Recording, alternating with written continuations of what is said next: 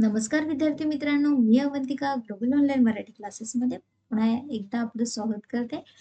Maharashtra set परीक्षा 2026 याकरिता आपण प्रिपरेशन करीत आहोत. Library and information science unit first मधला आपण कम्युनिकेशन हा टॉपिक मागे कव्हर केलेला, त्यावर काही इम्पॉर्टन्स क्वेश्चनही बघितले होते. कम्युनिकेशन हा असा टॉपिक आहे जो आपल्याला पेपर 1 आणि पेपर 2 या दोन्ही पेपर करता इम्पॉर्टंट आहे आणि खूप स्कोरिंग असा हा टॉपिक आहे. तर यातला आपल्या कुठलाही क्वेश्चन आपला सुटला नाही पाहिजे, आपण त्यावर मार्क्स घेतलेच पाहिजे.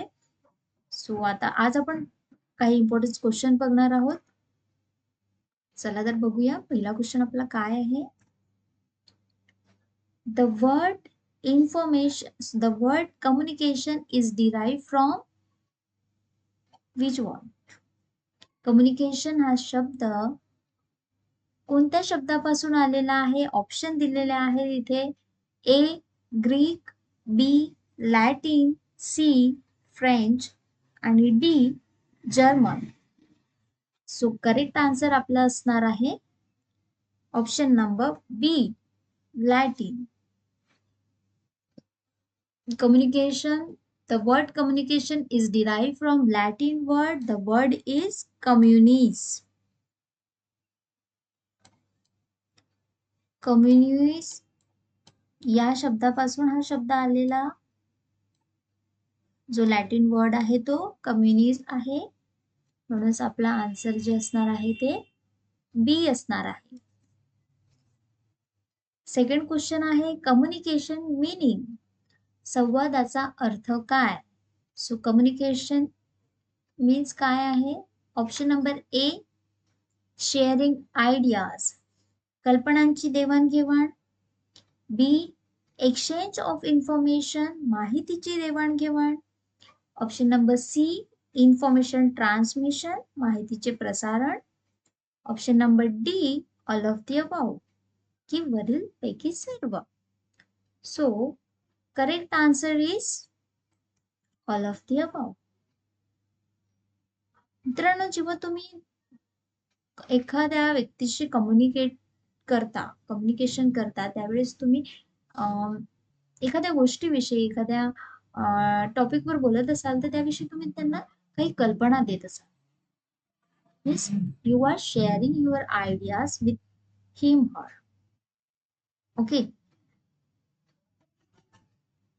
एक्सचेंज ऑफ इन्फॉर्मेशन, जर तुम्ही सेम टॉपिकवर बोलत आहात आणि तुम्ही आपली माहिती त्याला देत आहात आणि तो तुम्हाला त्याविषयी काही माहिती देत असेल, it's mean exchange of information, माहितीची देवाणघेवाण कर.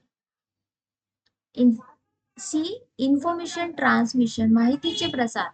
म्हणजेच तुम्ही एखाद्या माहितीला बहुतांश लोकांमध्ये, खूप लोकांमध्ये काय करत आहात? पसरवत आहात, तिचे प्रसारण करत आहात. त्यालाच आपण information transmission. So information communication म्हणजे sharing your ideas, exchange of information and information transmission. That's why our correct answer is all of the above. Okay. Third question is, what is the main purpose of upward communication in an organization? संस्थेमध्ये ऊर्ध्वगामी संवादाचा मुख्य उद्देश काय आहे? Options दिलेले आहेत ते. A to give instruction to employees, कर्मचाऱ्यांना सूचना देणे. Option number B to provide feedback and report progress, यालाच आपण प्रोग्रेस रिपोर्ट पण म्हणू शकतो. अभिप्राय देणे किंवा प्रगतीचा अहवाल देणे. Option number C to communicate with other departments, इतर विभागाशी संवाद साधणे. Option number D to announce new policies, नवीन धोरणे जाहीर करणे. So to give instruction to employ हा अपवर्ड कम्युनिकेशनचा पार्ट आहे का? नाही, हा आहे डाउनवर्ड कम्युनिकेशनचा part. To provide feedback and reports, नंतर विचार केला जाईल. To communicate with other departments, नाही. टू अनाउन्स न्यू पॉलिसीज, काही नवीन धोरणे करणे, जाहीर करणे. So correct answer is to provide feedback and reports, progress report म्हणजेच अभिप्राय देणे, एखाद्या गोष्टीबद्दल अभिप्राय देणे, फीडबॅक देणे किंवा प्रगतीचा अहवाल, तुमचं प्रोग्रेस रिपोर्ट देणे. ऊर्ध्वगामी कम्युनिकेशनचे संवाद आहे, त्यामध्ये काय होत असतं, सुपरियर आणि सबऑर्डिनेटर म्हणजेच तुमचं उच्च स्तरावरील जे कर्मचारी आहेत किंवा व्यवस्थापक आहेत ते, आणि निम्न स्तरावरील जे कर्मचारी आहेत ते.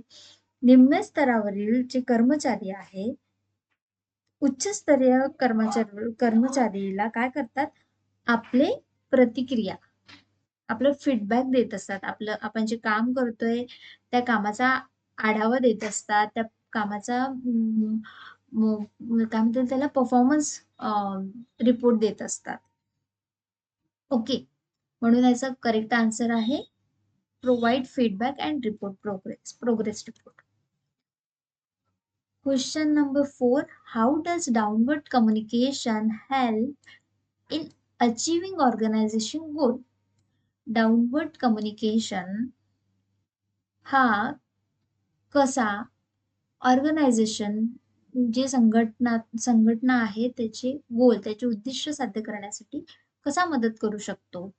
सो ऑप्शन्स दिलेले आहेत. A, by promoting informal communication, अनौपचारिक संवादाला प्रोत्साहन देऊन.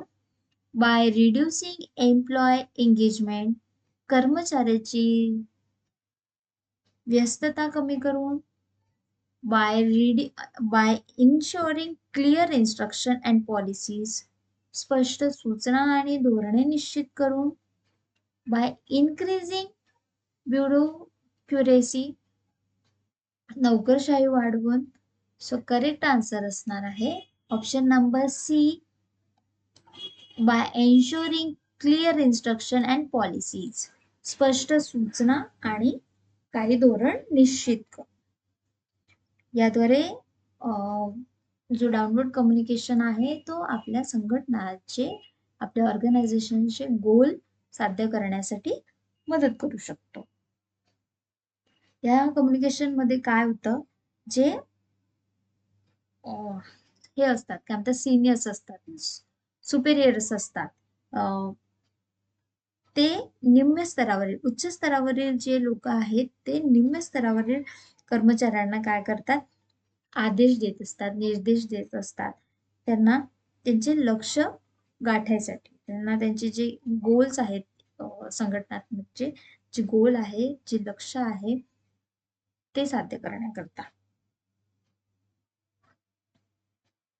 कारण कर्मचाऱ्याला काय करायचं आहे आणि कशा पद्धतीने आपल्याला आपलं लक्ष गाठायचं आहे. तर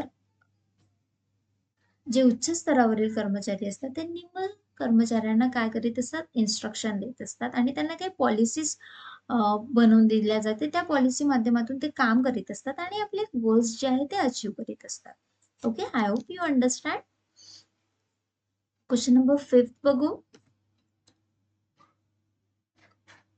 Why is horizontal or lateral communication important for teamwork? Teamwork साठी शैतिक किंवा बाजूकडील संवाद हा महत्वाचा आहे.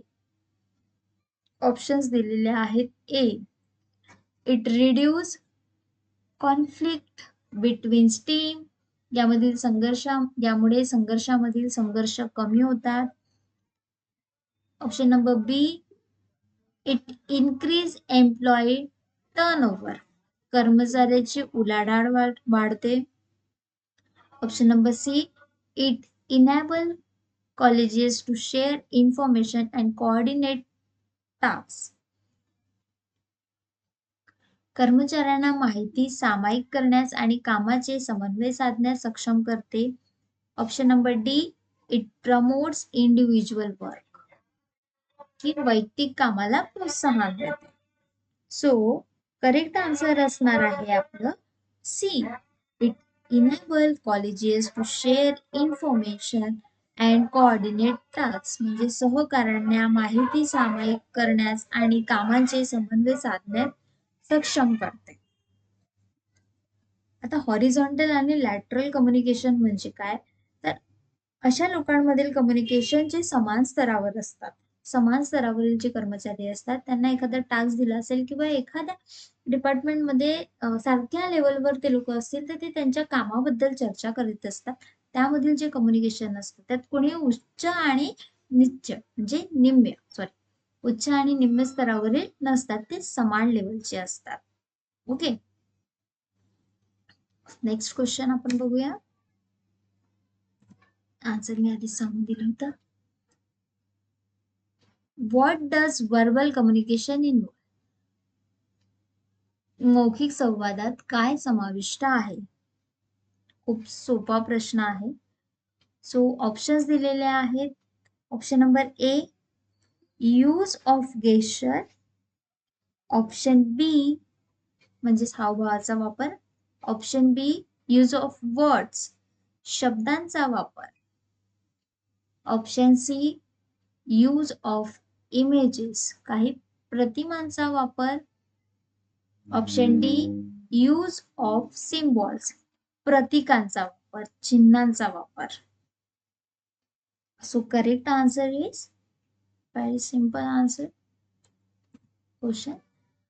Correct answer is use of word. Verbal communication म्हटल्यास आपल्याला क्वेश्चन मध्येच आन्सर दडलेलं असतं. वर्बल जे बोलून दाखवतो, मुखाद्वारे तोंडातून निघतात ते शब्द. ओके, शब्दाच्या थ्रू आपण आपल्या जे विचार आहे, आपले जे कल्पना आहेत ते आपण एकमेकांना शेअर करीत असतो. एकमेकांशी त्या विचारांची देवाणघेवाण आपण शब्दाद्वारे करीत असतो, त्यालाच आपण वर्बल कम्युनिकेशन म्हणतो. ओके, नेक्स्ट क्वेश्चन बघूया. What are the 2 type of verbal communication mention? खालीलपैकी कोणते 2 टाइप सांगितले आहे वर्बल कम्युनिकेशनचे? मौखिक संवादाचे 2 प्रकार सांगितले आहेत. Option number A, written and non verbal communication. Option लेखी आणि अशाब्दिक. Option B, oral and written, तोंडी आणि लेखी. Option C, formal and informal, औपचारिक आणि अनौपचारिक. Option D, visual and audio, दृश्य आणि ऑडिओ मीन्स जे रेकॉर्डेड केलेलं असतं तो ऑडिओ तुमचा. ओके, सो करेक्ट आन्सर याचं काय आहे? जो वर्बल कम्युनिकेशन म्हटलं आहे, तुम्ही लवकरच याचा आन्सर फाइंड करायला पाहिजे. So correct answer is oral and written. Oral and written communication is verbal communication. Written and non-verbal. Non-verbal means जे आपल्याला अशाब्दिक आहे, जे आपण शब्दातून सांगत नाही. तो पहिला ऑप्शन असंच आपलं कॅन्सल झालंय. शब्दाद्वारे जे सांगितलं जातं ते वर्बल कम्युनिकेशन असतं. फॉर्मल अँड इनफॉर्मल नाही, फॉर्मल अँड इनफॉर्मलच्या अंतर्गत वर्बल कम्युनिकेशन आणि नॉन वर्बल कम्युनिकेशन किंवा तुमचे जे या व्यतिरिक्त जे काही कम्युनिकेशन आहे ते येतं. ऑडिओ व्हिडिओ सुद्धा त्यातलाच एक पार्ट आहे.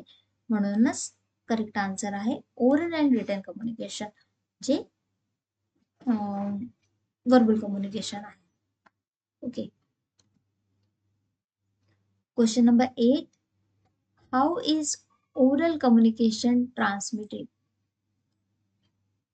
तोंडी संवाद कसा प्रसारित केला जातो? सो थ्रू रिटन डॉक्युमेंट्स, लेखी कागदाद्वारे, by spoken word, face to face or telecommunication, through mails only, किंवा डी, बाय गेस्चर की हावभावाद्वारे. ओरल कम्युनिकेशन हा कशाद्वारे प्रसारित केला जातो? सो करेक्ट आन्सर आहे आपलं बी. Question number B. By spoken म्हणजे बोलण्याद्वारे, तोंडी शब्दाद्वारे, फेस टू फेस एकमेकांसमोर प्रत्यक्षात जे कम्युनिकेशन केलं जातं ते सुद्धा ओरल कम्युनिकेशन आहे. ओके. तुमचं टेलिकम्युनिकेशन दूरसंचाराद्वारे जे कम्युनिकेशन होतं हे सुद्धा ओरल कम्युनिकेशन आहे. म्हणून या प्रश्नाचं उत्तर option B by spoken, face to face or telecommunication. Okay. Question number 9. Okay. What is the purpose of written communication? लेखी संवादाचा उद्देश काय आहे? ऑप्शन्स दिलेले आहेत. Option A for casual conversation, अनौपचारिक संभाषणासाठी. Option B to maintain formal correspondence in an institution, संस्थेत औपचारिक पत्रव्यवहार राखण्यासाठी. Option C for face to face meeting. Option D for telecommunication means दूरसंचारासाठी.